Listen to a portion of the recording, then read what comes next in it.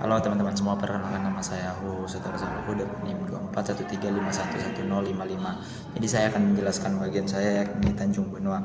Di mana Tanjung Benoa sendiri merupakan destinasi wisata water sport yang lumayan besar yang ada di Bali. Sejarah awal dari terbentuknya Tanjung Benoa berawal dari abad ke-16, yakni eh, Tanjung Benoa dijadikan sebagai pelabuhan yang mempertemukan antara etnis Tiongkok dengan masyarakat pribumi kita untuk melakukan perdagangan. Hal ini dibuktikan dengan adanya kelenteng Chow Eng Bio yang merupakan kelenteng tertua yang ada di Bali dan hingga saat ini dijadikan sebagai destinasi wisata masyarakat luar maupun masyarakat lokal. Kemudian transformasi terjadi pada tahun 1980 yang menjadikan Tanjung Benoa sebagai daerah wisata bahari yang mengedepankan untuk sebagai daerah konservasi seperti konservasi penyu, kemudian ada tempat rekreasi, pelabuhan, dan infrastruktur lainnya seperti TPA. Hal ini yang mengakibatkan beberapa aspek yang memberikan dampak positif dan dampak negatif bagi lingkungan sekitarnya.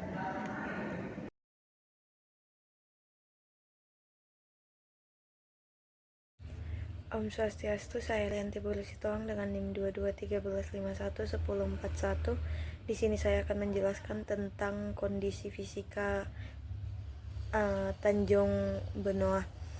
Yang pertama saya akan menjelaskan tentang kondisi geografisnya, di mana secara geografis Tanjung Benoa ini merupakan bagian dari desa adat Pakraman dalam lingkungan Kecamatan Kota Selatan, Kabupaten Badung, Bali. Luas wilayah Tanjung Benoa ini mencapai sekitar 4,25 km persegi. Dulunya Tanjung Benoa adalah sebuah pelabuhan kecil yang digunakan oleh pedagang dari Cina untuk berlabuh. Barang dagangan yang dijual seperti keramik dan kain sutra. Selain itu, pedagang Cina juga membeli barang dagangan penduduk asli Bali. Pertukaran barang dagangan di pelabuhan yang semakin meningkat ini membuat pedagang dari Cina akhirnya memilih untuk menetap di Tanjung Benoa. Dengan begitu, area pelabuhan Tanjung Benoa memiliki keunikan yaitu mempunyai bangunan kelenteng atau vihara yang lumayan besar. Karena bentuk area Tanjung Benoa juga merupakan bentuk semenanjung, maka Tanjung Benoa memiliki dua garis pantai yang berbeda, yaitu satu garis pantai menghadap ke arah timur dan lagi satunya menghadap ke arah barat. Keunikan geografis dan komposisi sosial yang beragam menjadikan Tanjung Benoa bukan hanya sebagai pusat kegiatan masyarakat lokal, tetapi juga sebagai destinasi yang kaya akan potensi pariwisata dan budaya seperti usaha water sport. Yang kedua itu kondisi ombak atau gelombang dan angin. Arus laut yang terjadi di perairan Teluk Benoa secara umum dipengaruhi secara signifikan oleh pasang surut air laut. Arus laut di perairan Teluk Benoa ini antara 0,001 sampai 1,715 meter per sekon. Data ini diambil pada pengamatan bulan Juli sampai bulan Juni sampai bulan Juli 2015. Saat purnama, kecepatan arus lebih tinggi daripada saat berbani. Pada umumnya bagian mulut teluk memiliki arus yang cukup tinggi, mencapai 1,715 meter per sekon saat purnama, dengan pola yang tidak beraturan akibat pengaruh perlintasan kapal dan aktivitas keluar masuk teluk. Pada penelitian yang dilakukan pada 2017 diketahui bahwa hanya sedikit pengaruh angin saat arus yang terjadi waktu air laut menuju surut, bahkan pada saat kondisi air laut menuju pasang tidak terlihat sama sekali pengaruh dari angin tersebut. Sekian dari saya, terima kasih. Halo semuanya, perkenalkan nama saya Kadangita Saudara Maharani dengan NIM 2413511074. Di sini saya akan menjelaskan mengenai kondisi kimia dari Tanjung Benoa. Dan data-data yang saya jelaskan ini saya dapat dari beberapa literatur, yaitu jurnal yang menyebutkan bahwa nilai pH dari Tanjung Benoa itu berkisaran antara 8,18 sampai dengan 8,35. yang jika dirata-ratakan itu berada di angka 8,27, yang dimana nilai pH yang cenderung rendah ditemukan pada muara sungai. Nilai rendah tersebut diakibatkan oleh pengaruh dari air tawar dan juga aktivitas manusia yang berada di sekitar muara sungai tersebut. Baik, di sini saya akan melanjutkan menjelaskan mengenai kondisi kimia dari perairan Tanjung Benua, yang dimana terdapat padatan tersuspensi atau TSS. Konsentrasi TSS tertinggi berada di bagian barat Tanjung Benua, yang dimana pada gambar tersebut berwarna coklat tua dan orange, terutama dekat dari muara sungai, dan menurun ke arah timur dan selatan yaitu ditandai dengan warna kuning muda. Hal ini menunjukkan banyak sedimen dan partikel halus masuk dari daratan ke perairan Tanjung Benua. Dan yang kedua ada sebaran amoniak. Nilai amoniak tertinggi berada di bagian barat dan utara Teluk Tanjung Benua, yang ditandai dengan warna merah dan oranye, dan menurun ke arah timur yang ditandai dengan warna hijau dan kuning. Dan sumber dari amoniak tersebut berasal dari sumber limbah domestik dan juga aktivitas pelabuhan. Dan sebaran nitrit yaitu konsentrasi tertinggi di bagian barat dan selatan dari Tanjung Benua, yang dimana ditandai dengan warna merah dan oranye, dan lebih rendah di bagian sisi timur yang ditandai dengan warna hijau dan kuning. Nitrit adalah indikator pencemaran organik dari suatu perairan atau potensi eutrofikasi. Dan yang terakhir yaitu ada minyak dan lemak, yang dimana konsentrasi minyak dan lemak yang terdapat di perairan Tanjung Benua yaitu berada di kisaran 0,0044 sampai dengan 0,0210 mg per L, yang dimana jika dirata-ratakan ada pada kisaran angka 0,0010 mg per L.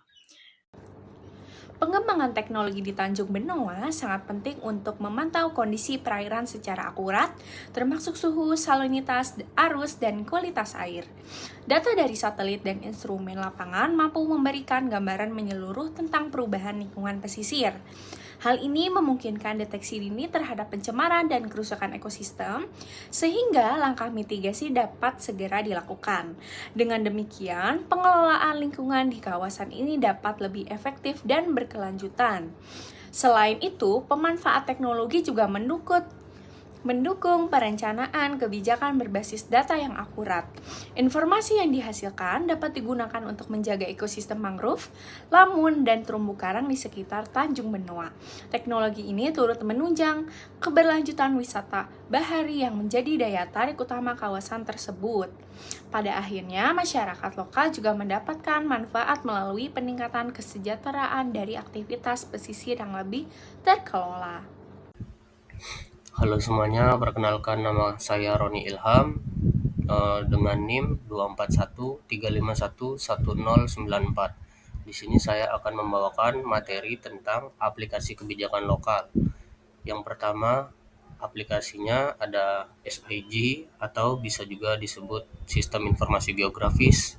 Aplikasi ini menjelaskan tentang informasi yang ada di pesisir benua.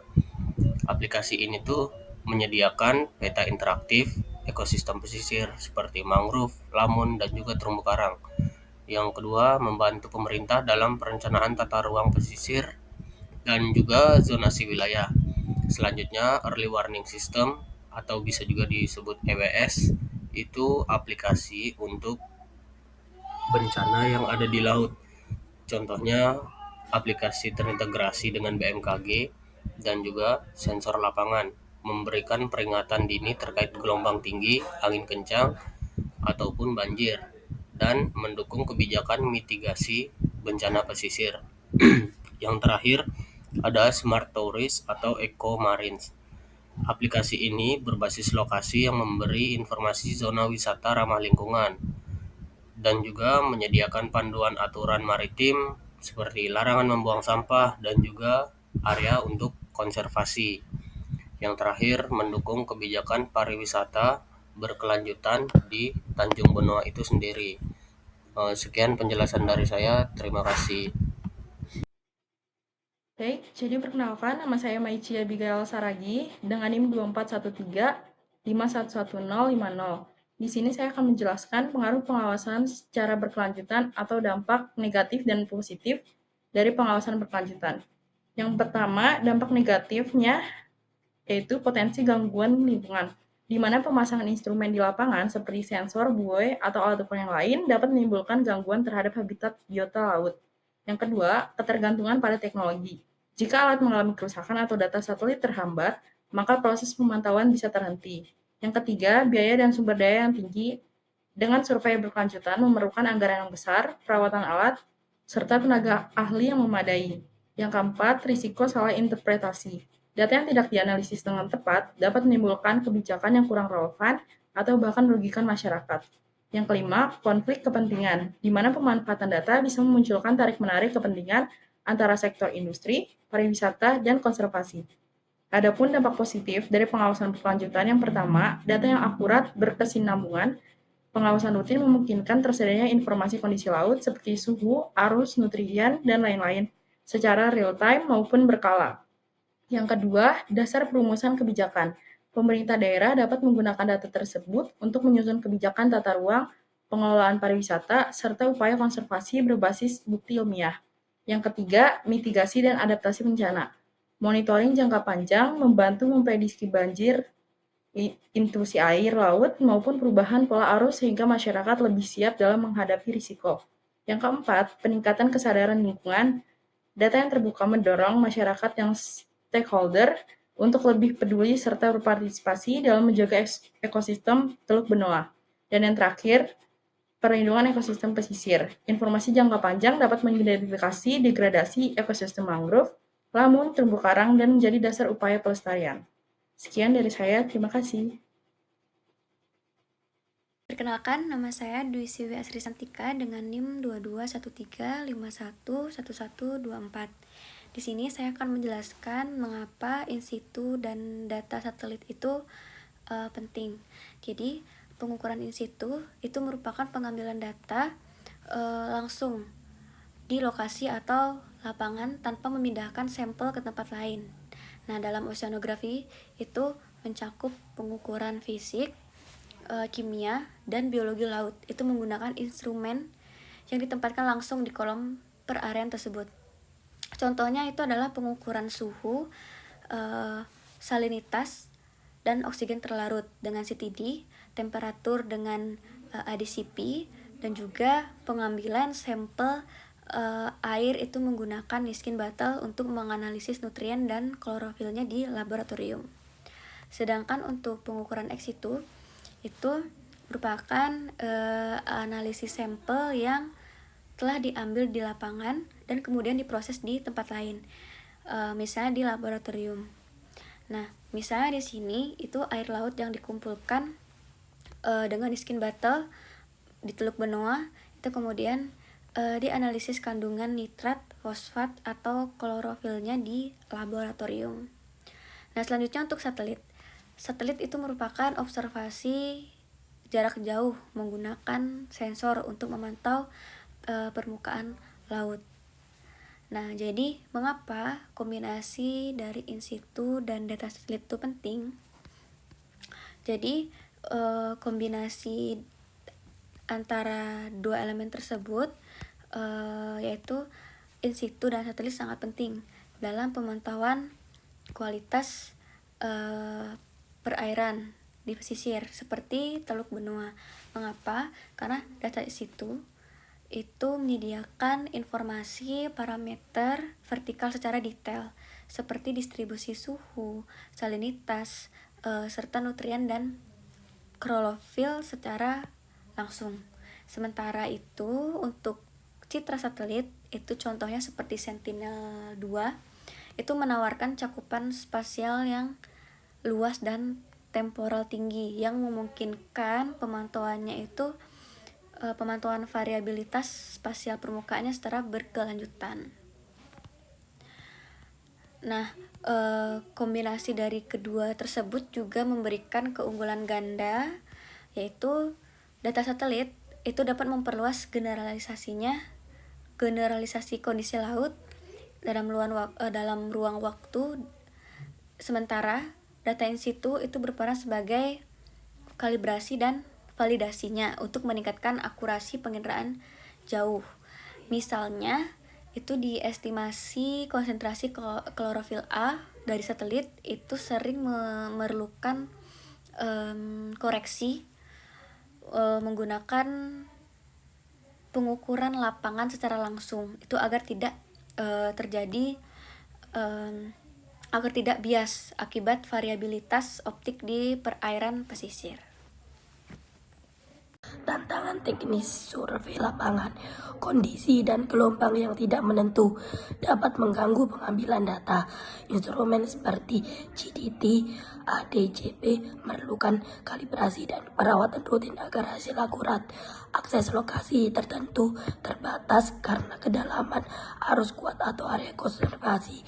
Biaya operasional kapal, bahasa kapal, bahan bakar kapal, logistik relatif tinggi. Keterbatasan waktu di lapangan dapat membatasi jumlah titik sampling. Halo semuanya, perkenalkan saya Sharon Aulia Sumual dengan NIM 24135111030.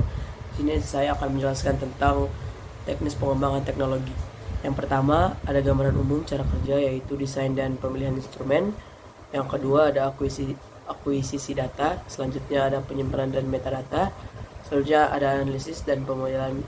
Berikutnya ada visualisasi dan pelaporan. Dan yang terakhir ada aplikasi dan keputusan yang akan diambil. Terima kasih.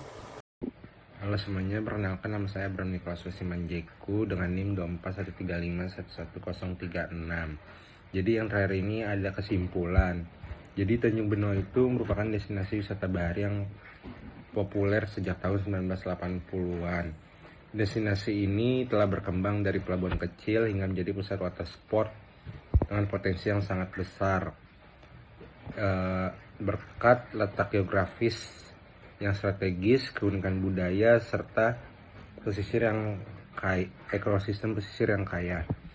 Namun kawasan ini menghadapi tantangan yaitu berupa arus laut yang sangat kuat, kekeruan akibat padatan, suspensi atau total suspended solid, serta pencemaran dari limbah domestik dan aktivitas pelabuhan.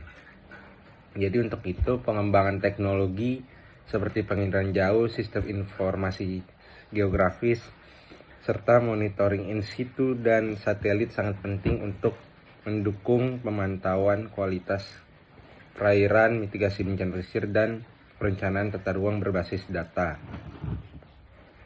Meski memberi manfaat yang baik bagi konservasi dan keberlanjutan pariwisata, pengawasan berkelanjutan juga memiliki